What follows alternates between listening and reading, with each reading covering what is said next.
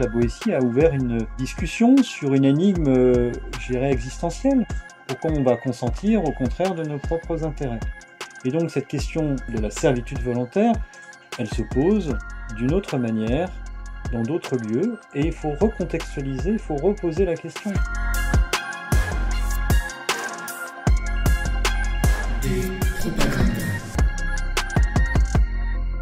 Salut tout le monde, je suis Bertrand Lenôtre, bienvenue dans Des Propagandas numéro 8, le podcast qui explore les théories et les exemples de manipulation dans le passé et dans le présent. Aujourd'hui, avec notre invité, nous évoquerons ce qui est devenu la servitude volontaire en 2024. Si, la servitude volontaire, ça vous parle. Pour commencer, je voudrais vous faire découvrir, ou mieux connaître, un personnage clé de la manipulation du XXIe siècle, peut-être même le plus important. Il s'appelle Vladislas Surkov. Oui, il est russe, comme son nom l'indique, ou plutôt comme l'indique le nom de sa mère, qu'il a pris à partir de l'âge de 5 ans, donc russe par sa mère, mais tchétchène par son père, qui était instituteur en Tchétchénie, où le petit Vladislas a passé les premières années de sa vie. Bon, je vous passe les années d'enfance pour nous retrouver à la fin des années 80 dans une formation de direction de théâtre à l'Institut moscovite de la culture à Moscou. Vous allez voir, ça a son importance. Il travaille ensuite dans la pub, les relations publiques, avant de se lancer dans l'action politique et d'être un des artisans de l'arrivée au pouvoir de Poutine en 2001. Il sera dès lors très proche du maître du Kremlin pendant 20 ans, jusqu'à devenir le principal idéologue du poutinisme. On va en parler. On le surnomme rapidement le Machiavel russe, ou le Raspoutine de Poutine, celle-là il fallait oser, en raison de son goût pour l'intrigue et la manipulation comme Raspoutine. Il est même désigné en 2005 par Der Spiegel, le journal allemand, comme le principal stratège de Poutine. Il sera ensuite en 2016 au cœur du documentaire Hypernormalisation d'Adam Curtis, que je vous conseille vivement, notamment pour sa théorie du chaos informationnel, qui mélange les récits contradictoires, les rumeurs et les fausses informations, parce que Surkov mise sur la résignation des masses qui, selon lui, finissent par accepter l'idée que toutes les élites mentent, et que le régime en place n'est ni pire ni meilleur que les autres. Ça nous dit quelque chose. On doit à Surkov essentiellement la théorie de la démocratie souveraine, l'idée que la Russie ne doit pas imiter les modèles occidentaux, mais construire son propre système, parce que pour lui, l'illusion d'avoir le choix est la ruse suprême du mode de vie occidental, plus particulièrement de la démocratie occidentale. Et il dit donc, le rejet de cette illusion a conduit notre société à se désintéresser totalement de la question de savoir ce que doit être la démocratie. Assez pratique en fait. En Russie, les structures autoritaires sont bien visibles selon lui, et il prône donc, sans surprise, la verticalité du pouvoir. C'est la poursuite de la tradition russe d'hypercentralisation du pouvoir, parce que les théories de Surkov s'inscrivent selon lui, et de façon évidente, dans la grande histoire de la politique russe, et ont pourtant, selon lui, vocation à inonder le monde, très modestement. Dans une tribune de 2019 qui s'appelle « La longue gouvernance de Poutine », il annonce donc la proche victoire du modèle poutinien dans le monde, et il écrit, ouvrez les guillemets, « L'État russe persévère dans son être, et il est devenu un État d'un type inédit que nous n'avons encore jamais connu. » À l'étranger, les hommes politiques attribuent à la Russie l'ingérence dans des élections et des référendums sur toute la planète. En réalité, l'affaire est bien plus grave. La Russie s'immisce jusque dans leur cerveau et ils ne savent plus que faire avec leur propre conscience altérée. Fermez les guillemets. Surkov explique donc, avec une transparence qui peut paraître étonnante, mais qu'il a souvent maniée sur les objectifs du poutinisme, que l'influence du Kremlin va bien au-delà de celle qu'on connaît sur la première élection de Trump ou sur le Brexit, mais qu'elle contamine profondément les consciences. Et là, on pense évidemment à la notion d'état profond, qui n'est pas de lui, mais que Moscou a bien poussé dans nos esprits, au point qu'elle est arrivée jusque dans le cerveau de notre cher président, et l'a incité à affaiblir les corps intermédiaires ou le Quai d'Orsay par exemple, sans parler de l'influence colossale du concept dans la politique américaine, le fameux Deep State, qui est au cœur du mouvement QAnon et de l'invasion du Capitole le 6 janvier 2021. Pour ce qui est de sa propre théorie de la démocratie souveraine, elle fait dire notamment à un homme politique français en vue que l'état de droit n'est ni intangible ni sacré. On peut donc dire que le vent mauvais de Russie souffle bien d'est en ouest. Pour Surkov, la politique est un théâtre, un spectacle qui doit captiver les masses et les éloigner de toute réflexion. Une idée qu'on trouvait déjà chez ce cher Bernès il y a un siècle et dont nous avons déjà parlé plusieurs fois dans ce podcast. Sur cette scène de théâtre, c'est au pouvoir de distribuer les rôles, y compris bien sûr ceux de la prétendue opposition, dont les textes sont directement écrits au Kremlin depuis 2001. Faire exister donc pour mieux neutraliser, là encore, l'exemple russe est loin d'être le seul. Le théâtre devient alors une métaphore puissante pour comprendre comment le régime de Poutine maintient son entreprise. Il ne s'agit pas seulement de gouverner, mais de raconter une histoire, de produire des illusions et de transformer la réalité elle-même en un décor où tout semble sous contrôle. Et là, on en voit tous les jours l'illustration en marche dans le récit russe de l'opération militaire spéciale en Ukraine. Vladislas Surkov a disparu de la scène politique et publique depuis 2022. Il a été clairement écarté du Kremlin par Poutine. Certains parlent d'assignation à résidence imposée par le dernier tsar, d'autres de planque pour éviter de se faire descendre par les agents du tyran tchétchène Kadyrov, on ne sait pas. Une chose est sûre, si le corps de Vladislas Surkov n'est plus visible, son esprit est toujours bien présent dans certaines élites russes, comme occidentales. Si vous voulez en savoir plus sur le cardinal gris, on l'appelle aussi comme ça, le théoricien du poutinisme, plus encore que le mentor de Poutine, il est sous la plupart des traits de Vadim Baranov. Vadim Baranov, c'est le héros du livre de Giuliano da Empoli, Le Mage du Kremlin, qui en 2022 a reçu le Grand Prix du roman de l'Académie française et qui figurait cette année-là en finale du prix Goncourt. Le livre vient d'être réédité en poche, preuve que l'histoire de Surkov est un vrai grand roman du XXIe siècle. Allez, il est temps d'accueillir l'invité de Despropaganda autour d'un essai cette fois, écrit il y a bientôt 500 ans.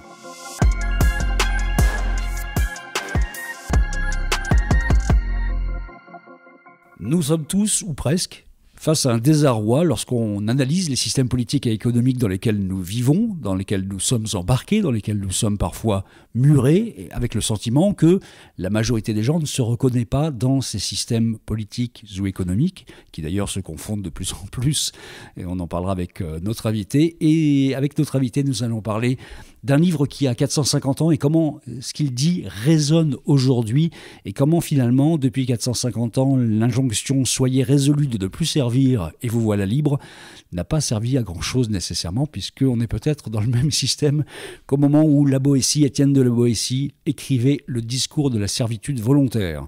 Il est sorti à 450 ans, il est sorti après la mort de cet homme qui a vécu jusqu'à l'âge de 33 ans.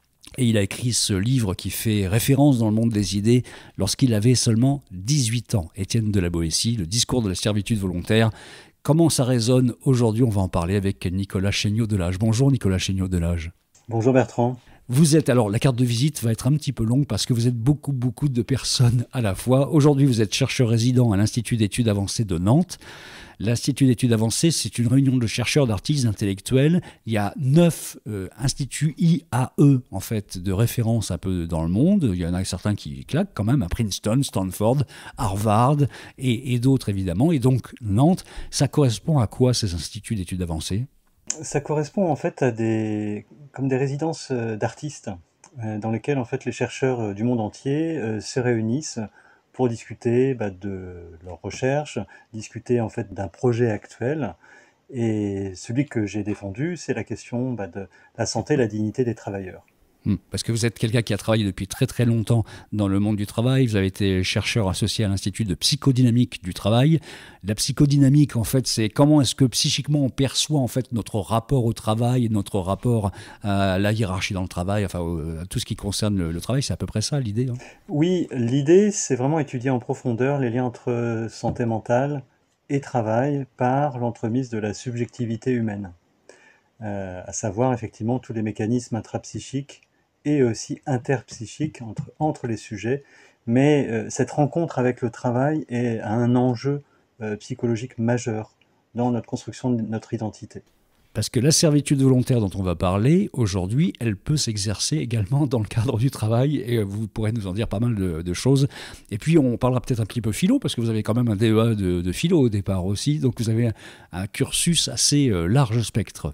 Tout à fait. Après, ma thèse, elle a porté sur la servitude volontaire, et donc elle est plus d'obédience philosophique, mais une philosophie qui s'est inscrite dans les sciences sociales, en fait, en lien avec la réalité. Si vous connaissez l'adage de Marx, hein, il suffit pas de contempler le monde, il faut aussi le transformer, et donc il faut s'inscrire dans le réel social et politique. Vous avez écrit en 2012 aux Presses universitaires de France, dans la collection Partage du savoir, La servitude volontaire aujourd'hui, esclavage et modernité. Et le mot esclavage n'est pas là par hasard, parce que vous y parlez beaucoup de l'esclavage à l'époque, d'ailleurs, où Étienne de la Boétie écrivait son livre. Évidemment, on était dans une période particulièrement agitée de colonialisme exacerbé sur tout le continent américain, par exemple. Et l'esclavage a duré très très longtemps derrière. Donc, on va en parler un tout petit peu aussi.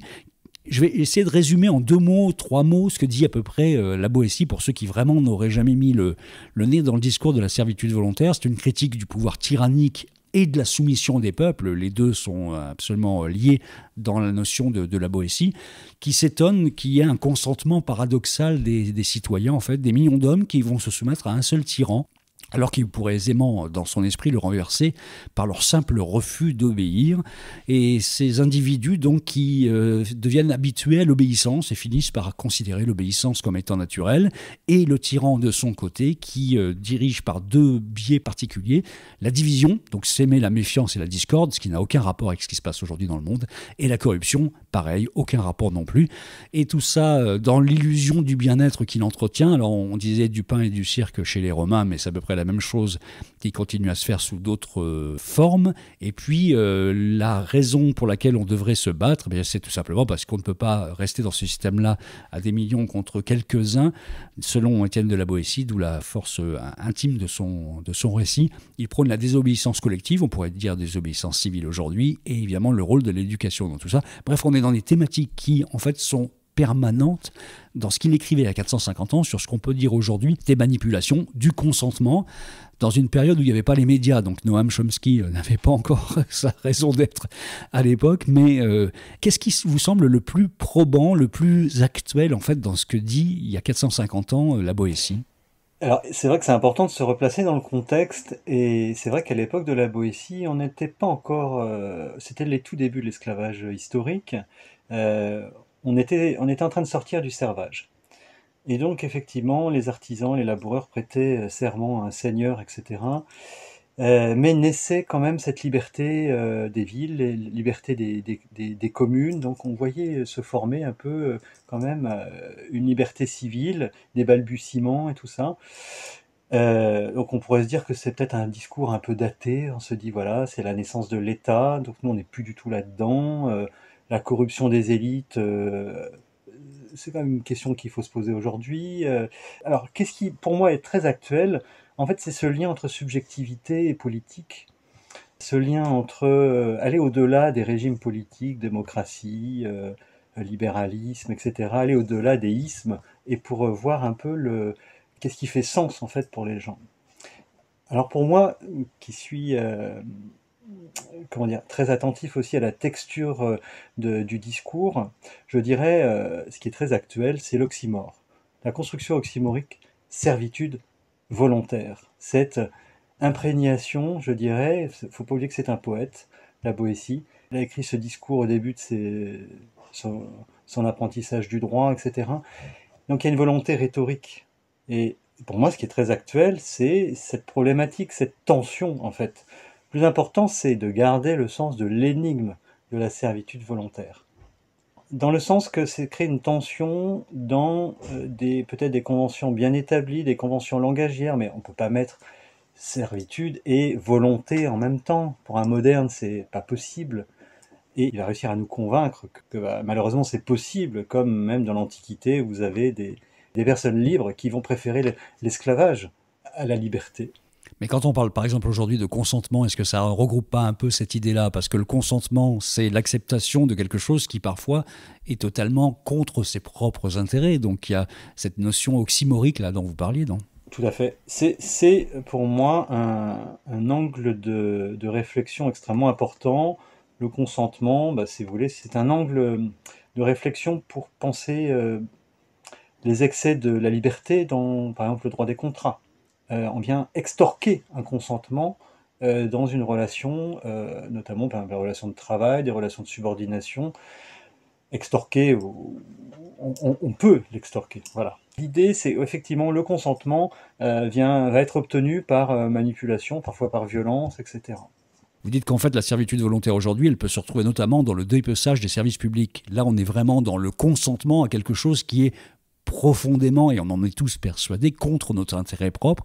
Et pourtant, on consent finalement à ça et on finit par l'accepter d'une certaine façon. Est-ce que c'est l'illustration de ce que disait la Boétie aujourd'hui qui est la plus marquante, par exemple? Alors, par exemple, il y a une expression qui vient directement après celle de consentement, c'est consentement à l'impôt. Mhm. Donc effectivement, on pourrait se dire, finalement, nos impôts vont servir à détricoter les services publics qui nous rendent effectivement un grand sens de l'intérêt général pour nous, qui va servir à tout le monde, y compris les plus pauvres, etc. Et donc, quand on va dans la critique très facile des fonctionnaires, etc., qu'on va dire il faut amaigrir, rendre plus léger, effectivement, toute la fonction publique, tous les services publics, etc., ça vient à l'encontre de notre propre intérêt général, effectivement. Là, il y a une vision. Moi, je pense qu'il ne faut pas oublier qu'il y a aussi une grande part d'ignorance dans ces questions-là. On vient un peu jouer sur les perceptions aussi par rapport à ça, de monter aussi les travers les uns contre les autres. La critique facile, effectivement, on paye des gens qui ne sont rien faire, etc. Mais voilà, en fait, malgré nous, certains reprennent en fait les discours qui vont affaiblir aussi ce sens général. Donc ça, c'est vrai que c'est une prouesse quelque part de manipulation. On arrive à quelque chose d'extrêmement extrêmement puissant. C'est-à-dire faire comprendre aux salariés finalement que il faut plutôt viser le plus bas intérêt pour eux que plutôt de se dire finalement eux ont un certain nombre de droits, ce serait peut-être bien que nous aussi on se batte pour avoir des droits identiques. Vous voyez, c'est toujours cette idée de ramener les choses à un dénominateur commun qui est le plus bas possible, avec effectivement cet aval du plus grand nombre. Moi je pense qu'il y a une part d'ignorance de quel est notre intérêt. Voilà. Et donc, effectivement, on va plutôt donner crédit un peu à la haine, on va donner crédit aux vils instincts, au lieu de penser, de réfléchir, etc. Ça veut dire que les ressorts du pouvoir qu'ils ont utilisés aujourd'hui sont les mêmes que ceux que dénonçait la Boétie. Il dit le roi, parce que c'était le roi à l'époque, divise. On ne peut pas dire que ce ne soit pas la technique principale aujourd'hui de la plupart des dirigeants que de diviser la population pour mieux régner. On connaît tous la formule. La corruption des élites, on en parle peu, notamment en France, malheureusement, mais elle est absolument réelle. Et puis, cette notion de créer les conditions d'un amusement, de l'illusion du bien-être, en fait. Donc, consommer, soyez heureux. On est dans un système qui perdure d'une certaine façon. Donc, ça veut dire qu'on n'apprend rien du tout de l'histoire en tant que citoyen d'une certaine façon. En tout cas, c'est le constat qu'on pourrait faire aujourd'hui, non? Je suis pas certain. Il y a une permanence dans cette idée que le pouvoir, je dirais, ça dépend de quel pouvoir on parle. Le pouvoir institué a besoin d'une légitimité, il a besoin effectivement d'un consensus, etc. Comment dire? Diviser pour mieux régner, effectivement, ça a toujours existé. Mais là, ce sont des pouvoirs qui ne sont pas institués, c'est-à-dire qui viennent prendre par une porte qui ne leur est pas accordée. Que là aussi, faut pas non plus rentrer dans la facilité de voir le pouvoir comme une forme tout de suite tyrannique. Voilà, on a des pouvoirs institués, des pouvoirs politiques, des pouvoirs économiques, d'ailleurs qui ne se correspondent pas. Voilà, j'ai tendance à ne pas mettre tous sur le même plan. Voilà, on a, je dirais, une idéologie dominante, certes, mais qui prend des degrés divers, etc. Là aussi, il faut se méfier aussi de cette formule du pain et des jeux. À l'époque, malgré tout, c'est ce que nous dira un historien qui s'appelle Paul Veyne, qui a essayé de décrire ce qu'on appelle l'évergétisme, c'est-à-dire l'idée selon laquelle les dominants sont obligés, effectivement, de donner des éléments de contentement pour le peuple, effectivement. Et il y a des éléments démocratiques qui sont absolument essentiels. Je pense qu'on a beaucoup appris, mais on perd, je dirais, la conscience de ce qu'on a gagné essentiellement. C'est-à-dire qu'aujourd'hui, on se dit, mais voilà, à quoi bon, c'est vrai, l'évolution du droit est importante, on a gagné, et on croit aussi même que c'est gravé dans le marbre, etc. Ces droits fondamentaux que sont la liberté, l'égalité, la dignité, la protection, etc. Ce qu'on appelle le droit. On a gagné dans les droits formels, mais on a beaucoup perdu dans les droits réels. C'est-à-dire aussi cette idée d'effectivité du droit, l'application du droit, et le fait que le droit soit rendu visible et tout ça. Il y a une manière d'un certain type de pouvoir un peu beaucoup plus invisibilisé, en fait, qui fait figure d'invisibilisation de la figure d'autorité. Voilà. En fait, il faut vraiment distinguer le pouvoir de l'autorité. Voilà. Le pouvoir, il est essentiellement collectif. Si on reprend la formule d'Hannah Arendt, c'est quelque chose qu'on va déléguer effectivement à une partie de la société pour pouvoir agir, parce qu'on ne peut pas agir d'un point de vue seul, individuel. Et donc l'autorité, c'est aussi quelque chose qu'on va conférer effectivement à quelqu'un d'autre, et cette autorité, elle a besoin d'être légitime et exempte de violence. Voilà. Alors c'est quoi ce pouvoir invisible aujourd'hui, par exemple? Comment vous le qualifiez, ça? Parce qu'on imagine bien que là, pour le coup, quand la Boétie parlait du pouvoir, il parlait du roi, puis voilà, c'était incarné par une personne, et il imaginait que c'était là que ça se situait. Mais vous dites non, finalement, le pouvoir invisible n'est pas nécessairement l'autorité. Comment est-ce que vous faites la différence, et où est-ce qu'on repère finalement les zones de pouvoir invisible? C'est une question qui est assez compliquée, parce on est dans un certain flou. Il faudrait nommer davantage les choses, mais euh, je ne crois pas à tout ce qui est théorie du complot, etc., les pouvoirs qui se mettent les uns avec les autres pour écraser le peuple, etc. On n'en est pas, voilà, on n'est pas dans cette situation-là, à mon sens, hein. Après, je peux être tout à fait contredit là-dessus. Après, il y a des stratégies de communication pour extorquer aussi un certain nombre de consentements, etc. On voit bien qu'il y a des dérives autoritaires, il y a des manœuvres de violence aussi sourdes et tout ça. On voit bien les enjeux, effectivement, dans les sociétés où la démocratie est beaucoup plus affaiblie, avec des pouvoirs autoritaires, policiers, qui sont plus légitimes, etc. On parle de quelque chose. Je pense qu'il faut peut-être parler d'hégémonie, d'idéologie dominante aussi, à laquelle on va consentir, et finalement on va donner du crédit à tout ça. Voilà. C'est c'est assez compliqué comme question que vous me posez, parce que je résiste à la facilité de cette idée que le pouvoir serait foncièrement mauvais.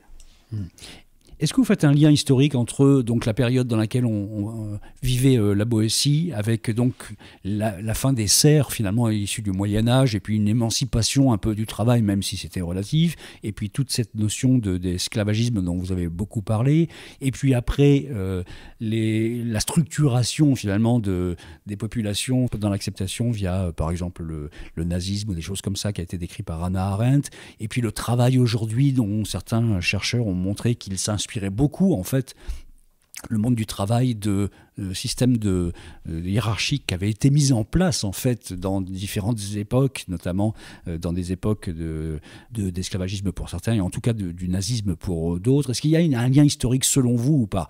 Parce qu'on peut se dire que le monde du travail aujourd'hui est empreint, en fait, de toute cette histoire-là, et que ça pourrait être un endroit de servitude volontaire dans l'absolu aussi, si on le pensait comme ça. Je pense qu'il faut penser, enfin il faut avoir une considération sur la place du travail dans les rapports sociaux, et la centralité qu'il y a dans les rapports de domination.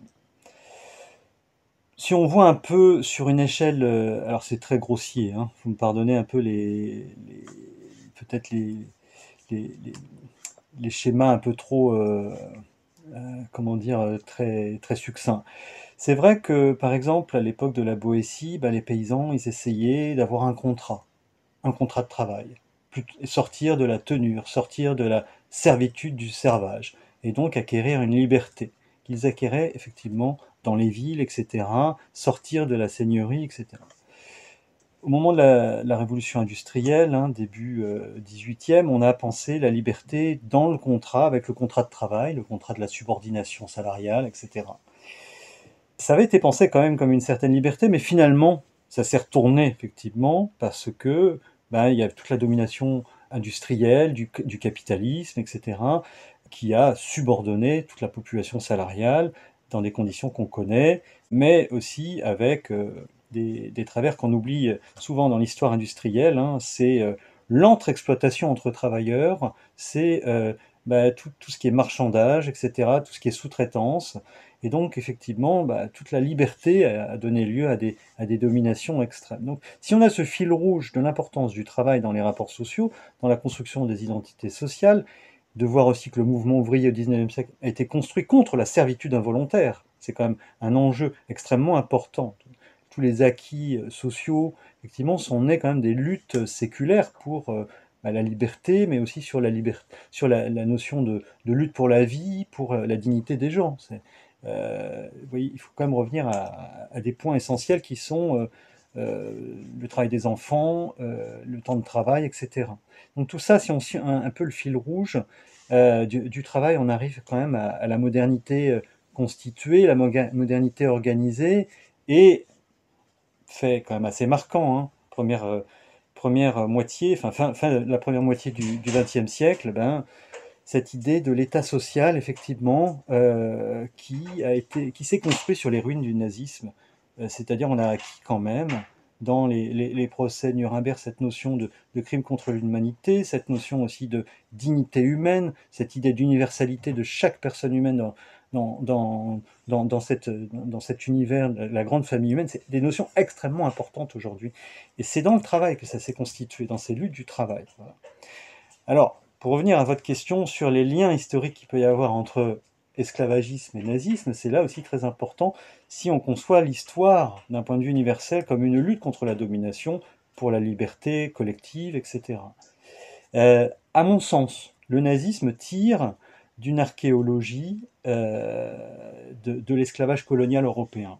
Là, il y a beaucoup de liens à démontrer, à tisser ces liens avec la question du racisme, avec la question de l'esclavagisme, enfin le capitalisme esclavagiste aussi. Hein. Vous pensez quand même 5 siècles d'esclavage, on a dépecé l'Afrique, etc., dans un objectif capitaliste. Hein. Et de recréer aussi l'Empire romain en Amérique, avec des sociétés à esclaves, avec toute une société d'ordre, etc., fondée sur le travail servile. Donc il y a des liens, effectivement. Ce que nous disait Aimé Césaire, par exemple, hein, c'est on a fait à l'Europe, par le nazisme, ce qu'on a fait à toute une partie de l'Afrique, ce qu'ont fait les Européens à toute une partie de l'Afrique. Bon, après, c'est une image, c'est une métaphore, mais voilà.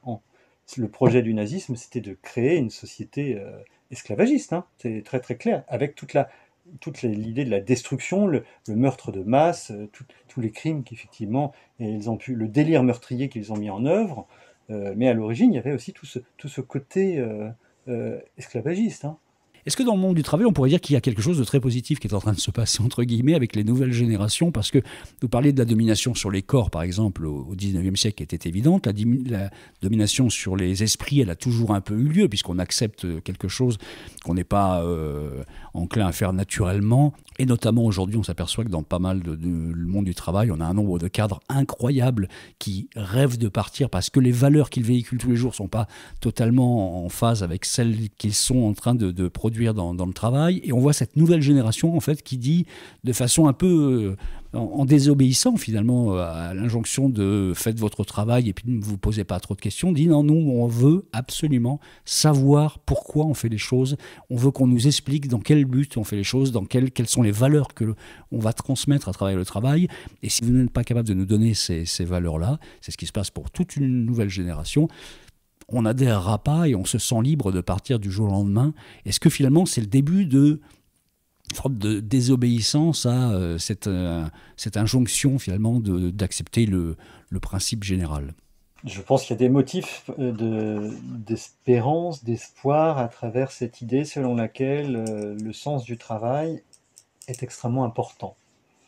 Sens du travail est cette idée selon laquelle il ne suffit pas de réaliser un travail, quel qu'il soit, pour construire sa subjectivité, etc. Il y a la question de l'orientation vers le rapport à autrui, c'est-à-dire cette idée que chaque travail a des liens sociaux avec les autres, et notamment avec la question des capacités de faire vivre ce monde, en fait, dont parlait aussi Hannah Arendt, hein, avoir le souci du monde, et que nous puissions effectivement perpétuer notre monde autant que possible, comme nous dirait l'éthique du Caire. Et je pense que cette question du sens du travail, elle est à mon avis, un basculement, effectivement. C'est-à-dire utiliser son intelligence à bon escient, et donc avoir aussi une conscience de sa propre responsabilité. ce qui a fait défaut effectivement dans ces grands systèmes totalitaires que sont le nazisme. Il ne faut pas oublier non plus le stalinisme, hein, le communisme historique qui a été Bien sûr. extrêmement meurtrier. Il ne faut quand même pas non plus négliger cet aspect-là. Et même tous les cas des socialismes organisés où on perpétue cette idée du parti, etc. Bref, aujourd'hui, il y a des motifs d'espérance par rapport à cette question de la désobéissance. Après, la pente, elle va être très rude, hein, parce que les enjeux qui nous dépassent, hein, du vivant, de l'avenir de la planète, sont considérables. Mais je pense que c'est un basculement. Est-ce que c'est une exception? Enfin, faut voir après qu'est-ce que ça va donner. En tout cas, il faut savoir que la liberté, c'est un parcours semé d'embûches, hein. La liberté, ce choix d'assumer sa responsabilité, elle est beaucoup plus inconfortable que la servitude de sécurité.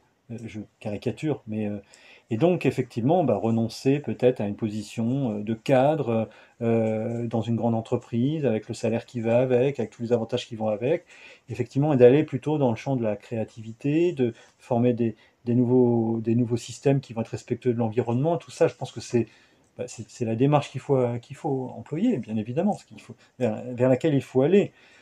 Après, est-ce que c'est le lot commun de toute la génération? Parce que là aussi, on n'est pas tous logés à la même enseigne. Les reculs qu'on peut constater dans l'éducation sont aussi importants. La propagation de la violence, la difficulté à conjurer le harcèlement, et là aussi l'exploitation qu'il peut y avoir de nos jeunes enfants dans les réseaux sociaux, dans toute cette captation de la vie privée. Il y a quand même des enjeux aussi là qui font que l'éducation devient beaucoup plus compliquée. C'est-à-dire que si il y avait un trait d'union aussi à donner là-dessus, c'est la raison, elle a beaucoup plus de mal à s'instituer à l'école. Le principe de raison, distinguer le vrai du faux. Regardons les récentes élections américaines de par le monde. On voit bien que là, l'idée de post-vérité, mais toutes ces conneries, effectivement, c'est quand même c'est vertigineux, si vous voulez. Donc, et après, on va attaquer la question du bien, du mal, du bon, du mauvais, du juste, de l'injuste, etc. Donc, le principe de la raison qui est institué par l'école est mis à mal dès le début. Voilà. Donc, là aussi, tous les phénomènes de violence qui vont ressortir. Si on n'a plus les mots pour parler, convaincre avec la raison, on en revient à la violence. Donc, après, là, effectivement, vous avez un boulevard pour le délire meurtrier de masse, quoi. Bon, je fais des raccourcis. C'est là où la comparaison avec ce qu'a pu écrire la Boétie s'arrête, c'est-à-dire que le monde de la post-vérité et des médias ou des réseaux sociaux crée des circonstances qui sont radicalement différentes, presque des paradigmes totalement différents de ce que était l'époque de la Boétie finalement.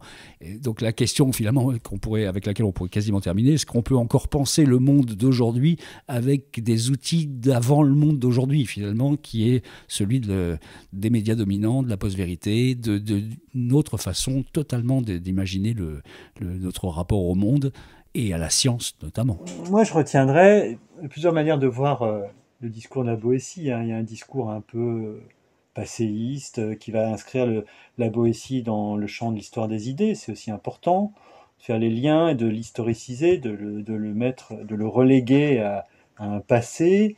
Et puis, donc ça c'est plutôt la démarche historienne des idées, et l'autre vision qui dit, mais voilà, mais en fait la Boétie a ouvert une discussion sur une énigme, je dirais, existentielle.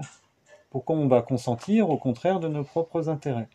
Et donc cette question existentielle de la servitude volontaire, elle se pose d'une autre manière, dans d'autres lieux, et il faut recontextualiser, il faut reposer la question. En fait, la Boétie a été témoin de cette chose-là à travers la royauté, les enjeux de pouvoir, etc.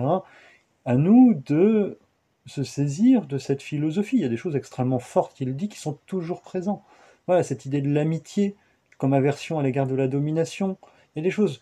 C'est là le fond même de cette recherche de la vérité du philosophe qui va essayer quand même de toucher à des choses essentielles pour nous. C'est marrant, vous parliez de la vérité, de l'amitié, parce que l'amitié est une valeur absolument cardinale, suprême dans la génération dont je parlais, celle qui impose le choix des valeurs dans l'entreprise.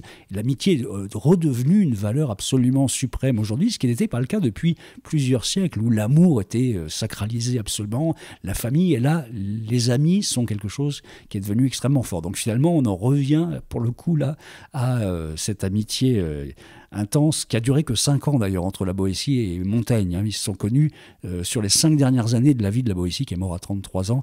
Donc c'est une amitié extrêmement intense sur peu de temps, qui reste un parangon, pour parler philo, d'amitié finalement.